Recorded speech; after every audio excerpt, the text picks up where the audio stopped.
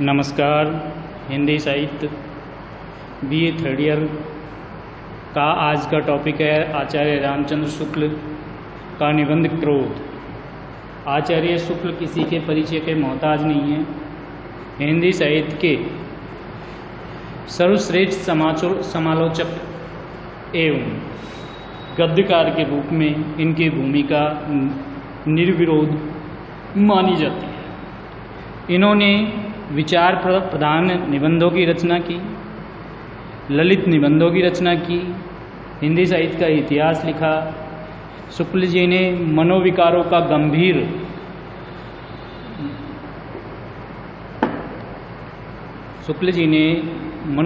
की गंभीर समीक्षा की एवं मनोविकार संबंधी अनेक निबंध लिखे। इनकी रचनाएं कविता क्या है, काव्य में लोक मंगल की साधना अवस्था, साधारणीकरण एवं व्यक्ति वैचित्र्य जैसे काव्य रचना के गंभीर सैद्धांतिक विवेचना, पूर्व निबंध जैसे उत्साह, मित्रता, करुणा, क्रोध, श्रद्धा, भक्ति आदि मनोविकारों के ऊपर इन्होंने लिखा। इनकी आलोचनात्मक ग्रंथों में हिंदी साहित्य का इतिहास, रसमीमांसा, सूरदास, गोस्वामी तुलसीदास, त्रिवेणी आदि। इनके निबंधों में चिंतामणि भाग 1, चिंतामणि भाग 2 एवं 3 माने जाते हैं। इनकी संपूर्ण रचनाओं को राजकमल प्रकाशन से नामवर सिंह के संपादन में रामचंद्र शुक्ल रचनावली में प्रकाशित है। आज का इनका जो निबंध है वो क्रोध है। क्रोध एक प्रमुख मनोविकार है। क्रोध के क्या क्या अवस्थाएं हैं, इसके बारे में हमने कुछ समझाने की कोशिश की कि सबसे पहले क्रोध पहुंचाए गए दुख का प्रतिकार है, क्रोध दुख के चेतन कारण का साक्षात्कार है वगैरह। क्रोध की उग्र चेष्टाओं का उद्देश्य पीड़ा के आलंबन में भय पैदा करना होता है। क्रोध सबसे फुर्तीला मनोविकार है। क्रोध के निरोध का उपदेश दो प्रकार से हो सकता है। क्रोध के प्रेरक के प्रकार भी दो ही होंगे। क्रोध करुणा का आज्ञाकारी सेवक माना जाता है। क्रोध बैर क्रोध का आचार्य मुरब्बा है। क्रोध का हल्का रूप चिड़चिड़ापन है। हम इनके माध्यम से मनोविकार क्रोध को समझने की चेष्टा करेंगे। क्रोध दुख के चेतन कारण का साक्षात्कार या अनुमान से उत्पन्न होता है। साक्षात्कार के समय दुख या उसके कारण के संबंध का परिज्ञान आवश्यक है। 3-4 महीने के बच्चे को कोई हाथ उठाकर मार दे तो उसके हाथ उठाते तो देखा है, पर उस अपनी पीड़ा और उसके हाथ उठाए जाने में क्या संबंध है, इसके बारे में वो बालक नहीं जानता है। अतः केवल रोकर अपने दुख मात्र प्रकट करता है, क्रोध प्रकट नहीं कर सकता। दुख के कारण को की स्पष्ट धारणा के बिना क्रोध का उदय नहीं होता। दुख के संज्ञान कारण पर प्रबल प्रभाव डालने के प्रवृत्त करने वाला मनोविकार होने के कारण क्रोध का आविर्भाव बहुत पहले देखा जाता है। शिशु अपनी माता की आकृति से परिचित हो जाने पर ज्यों ही वह जान जाता है कि दूध इसी से मिलता है, भूखा होने पर वही देखते ही अपने रोने में वह क्रोध का आभास देने लगता है। धीरे धीरे बच्चा क्या है कि माता के बारे में जानने लग जाता है कि इसी से मुझे क्या है दूध प्राप्त होता है, यानी भोजन प्राप्त होता है, तो उसे देखते ही रोने लग जाता है, अर्थात अपनी भूख को प्रकट करने लगता है। सामाजिक जीवन में क्रोध की जरूरत बराबर पड़ती रहती है। यदि क्रोध न हो तो मनुष्य दूसरों के द्वारा पहुंचाए जाने वाले बहुत से कष्टों को चीर निवृत्ति का उपाय ही नहीं कर सके, यानी कि दूसरे के द्वारा प्रदान किए गए कष्टों को वो दूर ही नहीं कर सके।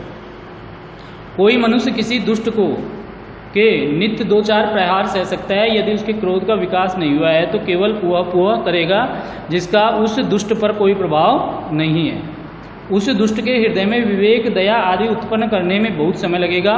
संसार किसी को इतना समय ऐसे छोटे छोटे कामों के लिए नहीं दे सकता। भयभीत होकर प्राणी अपनी रक्षा कभी कभी कर लेता है, पर समाज के इस प्रकार दुख निवृत्ति चिरस्थायी नहीं होती है। हमारे कहने का अभिप्राय यह है कि यह नहीं है कि क्रोध के समय क्रोध करने वाले के मन में सदा भावी कष्ट से बचने का उद्देश्य रहता है। कहने का तात्पर्य केवल इतना ही है कि चेतना सृष्टि के भीतर क्रोध का विधान इसलिए है कि जिससे एक बार दुख पहुंचा है उसे दोहराए जाने की संभावना कुछ नहीं है। जो कष्ट पहुंचाया जाता है वह प्रतिकार मात्र है, उसकी रक्षा की भावना कुछ भी नहीं रहती है।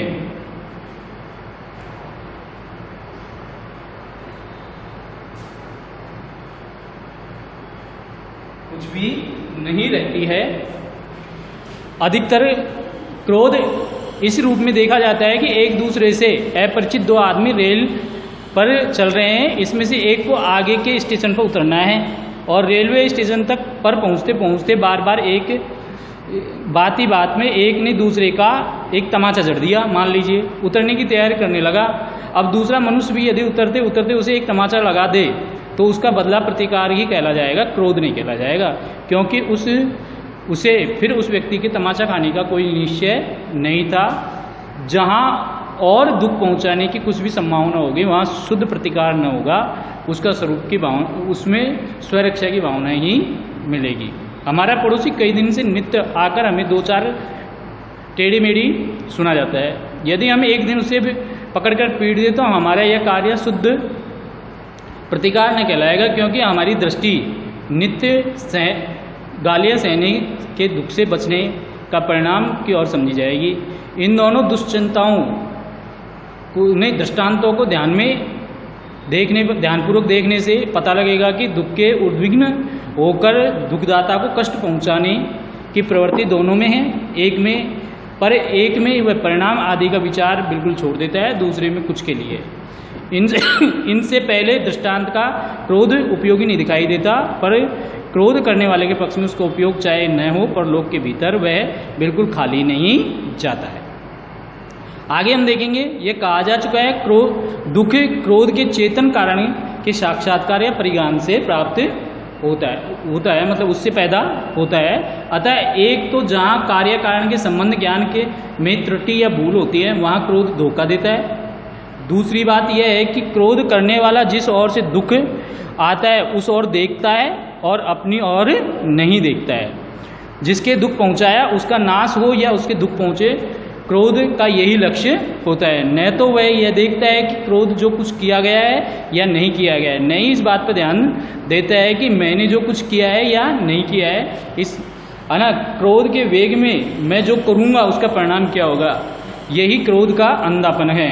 इसीलिए एक आदमी दूसरे आदमी को मार देता है, क्योंकि वो परिणाम के बारे में अगर वो ज्ञात कर ले, परिणाम के बारे में अगर वो सोच लेता है तो शायद वो ऐसा नहीं करेगा, लेकिन वो ऐसा कर देता है।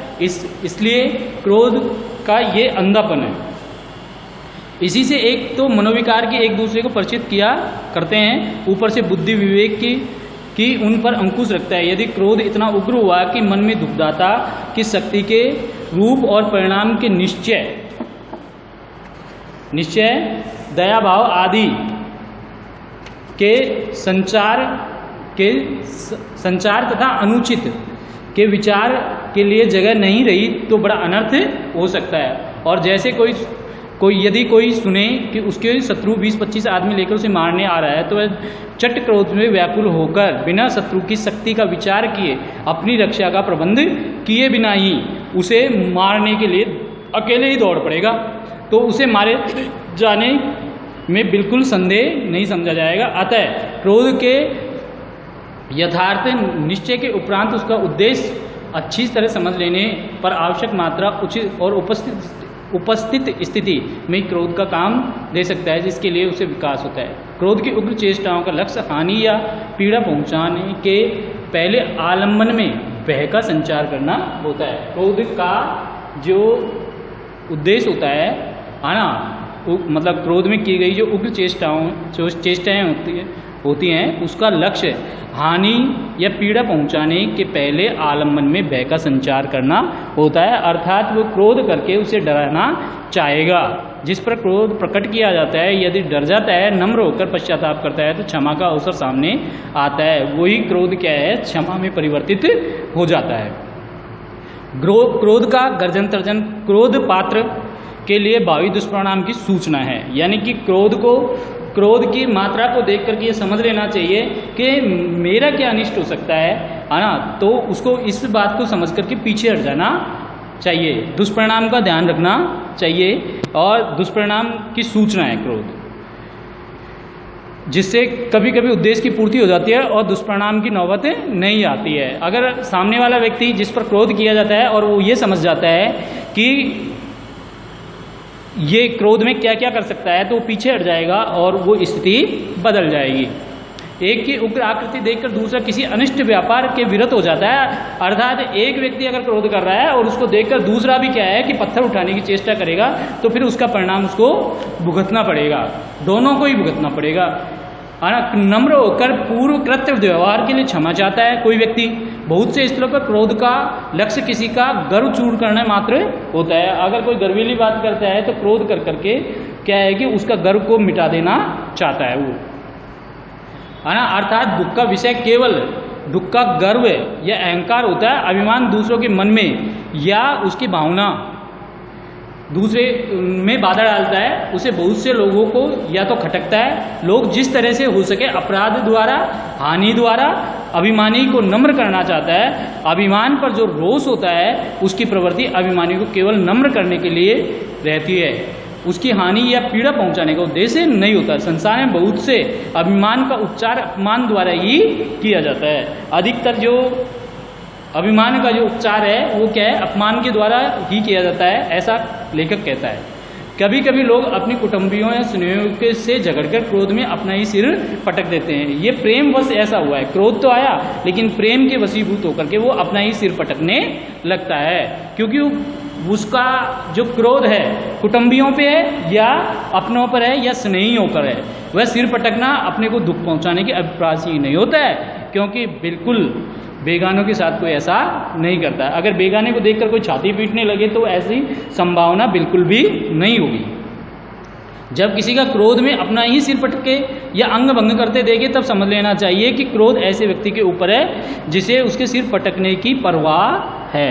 अर्थात हमको समझ लेना चाहिए कि अगर कोई व्यक्ति सिर पटकता है या सिर पीटता है तो वो ऐसा समझ ले कि सामने वाले व्यक्ति को उसकी परवाह है, इसलिए वो परवाह करवाने के लिए इस तरीके की क्या है प्रतिक्रिया करता है। अर्थात जिसे उसके सिर पटकने से के उस समय नहीं तो आगे चलकर दुख पहुंचेगा। अगर वो अपना ही होगा तो निश्चित उसे दुख पहुंचेगा और दुख पहुंचाने की ही चेष्टा में वो ऐसी